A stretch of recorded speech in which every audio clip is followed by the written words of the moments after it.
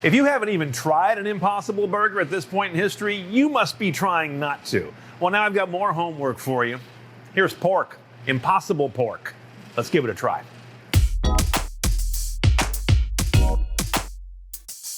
Plant-based burgers exploded in 2019, eschewing a focus on vegetarians and vegans, and instead trading on their ability to convince or fool the mainstream omnivore. Little do they know, their Whopper patty was actually made from plants. You're f***ing kidding me. We're not.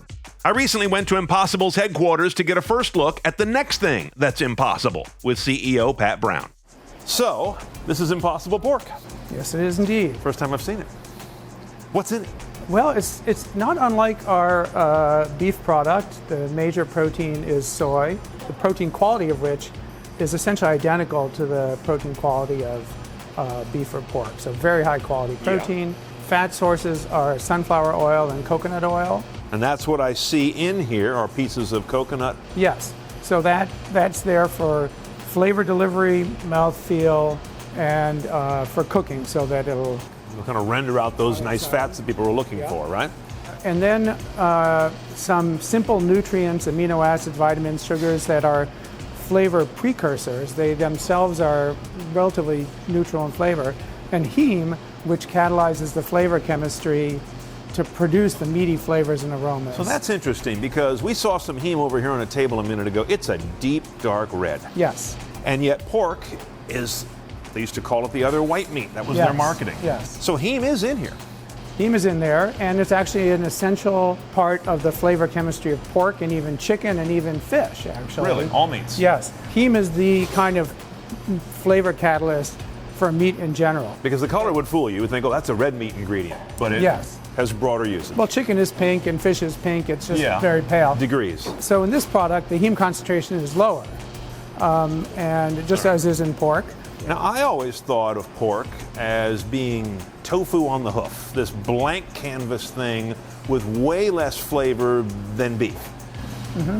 What did you do to replicate that, or am I on the wrong path with that perception of where pork fits in terms of how much flavor it has? You know, there are some pork cuts that have a really high impact porky flavor, but for most applications in the kitchen, chefs value that it's not flavorless. It certainly doesn't taste like tofu, but the flavor is mild enough that you can readily adjust the overall flavor profile of a dish with your seasonings and condiments and so forth. So we could have put the pork flavor, on afterburner if we thought that's what consumers wanted. But we've got very, very strong feedback from chefs that what they want is something that tastes like pork but doesn't dominate. Chef Nathan Foote is using it in a banh mi sandwich and a shumai dim sum. The banh mi will show us how Impossible Pork grills up when shaped into an elongated patty about the thickness of a burger. It's been seasoned in this case basically with salt and pepper, then cooked in a pan with some oil.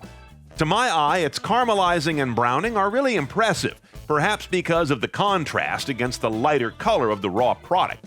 Chef Nathan then gives it a brush of a miso glaze, pops it in the oven to finish it through, and then assembles the banh mi with a common gathering of fresh toppings. So this is not a bare taste of Impossible Pork, but the way you'd probably eat any ground product, in something.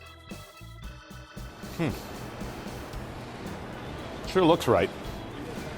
Now, Chef Nathan was nice enough to leave out the cilantro, so that won't distract me, because if that was in here, I wouldn't taste anything else. Maybe you're one of those like me.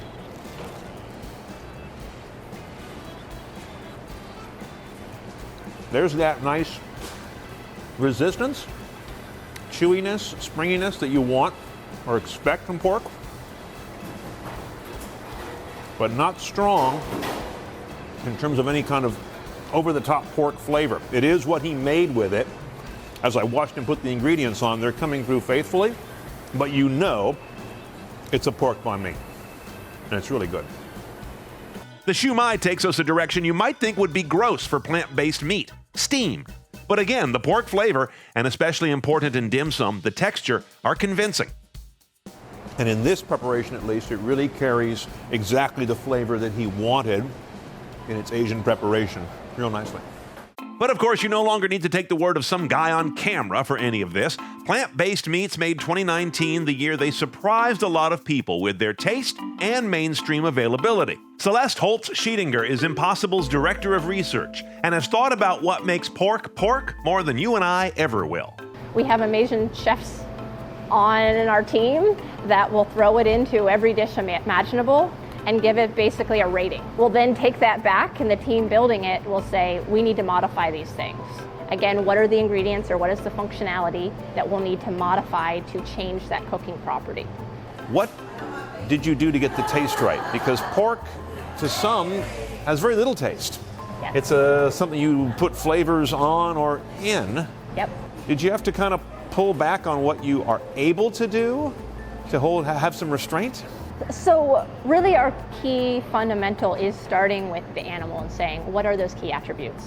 And so on the flavor side, there is a neutrality to it that is really key so that it shines in all of the key applications. And one of the key flavors aspects of pork is fattiness, which is both a flavor and a textural component. So both of those we really needed to understand. How do you create those pork fat flavors? And those flavors with the mouth coating, the fattiness, really carries that product and how it carries so well in so many different applications.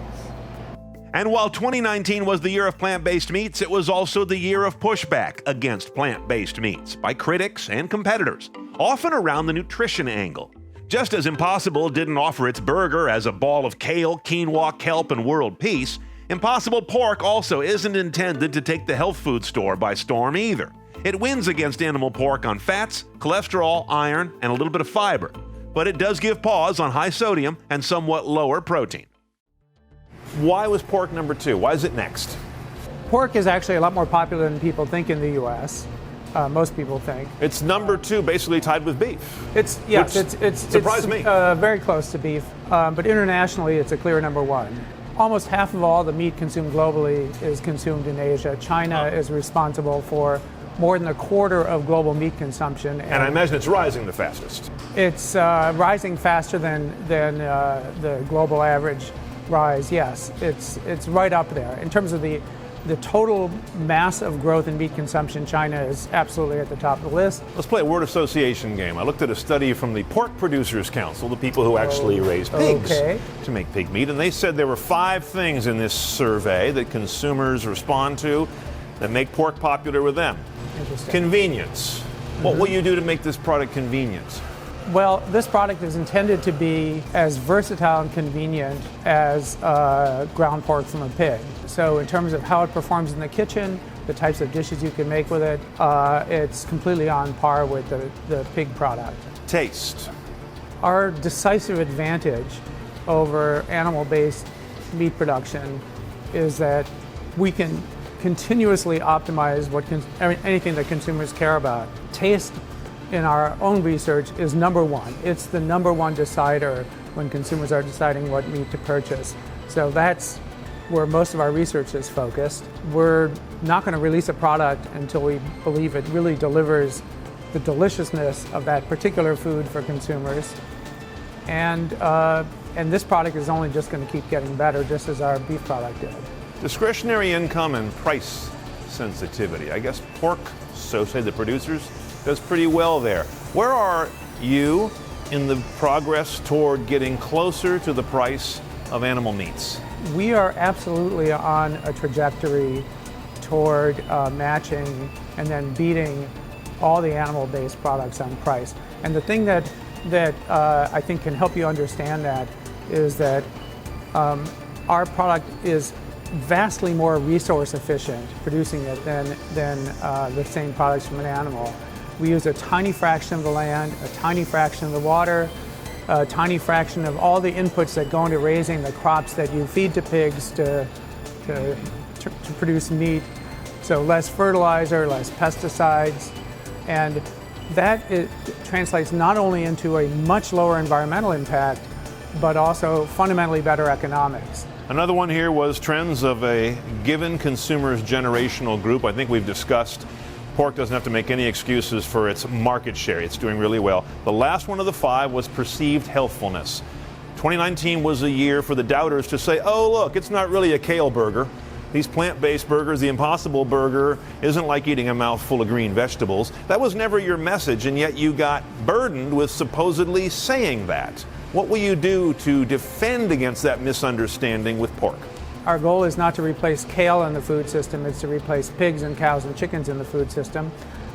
We have a commitment to consumers and an internal commitment that we're never going to put a product on the market that we don't believe, based on the best available scientific evidence, is better nutritionally and in terms of health for the consumer than what it replaces. Not better than a kale salad, but better than a burger or better than ground pork from a pig. Impossible Pork will debut first as an Impossible sausage patty in a breakfast croissant, being tested at 139 Burger Kings in Georgia, Michigan, Illinois, New Mexico, and Alabama. A similar strategy with the Impossible Whopper quickly led to national rollout.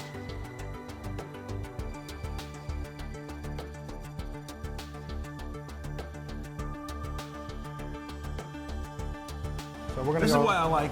This is why I like eating an Impossible, because you know it's cooked all the way through. Everything's carefully done. It's not like going to your friend's house and having their shumai. That's scary.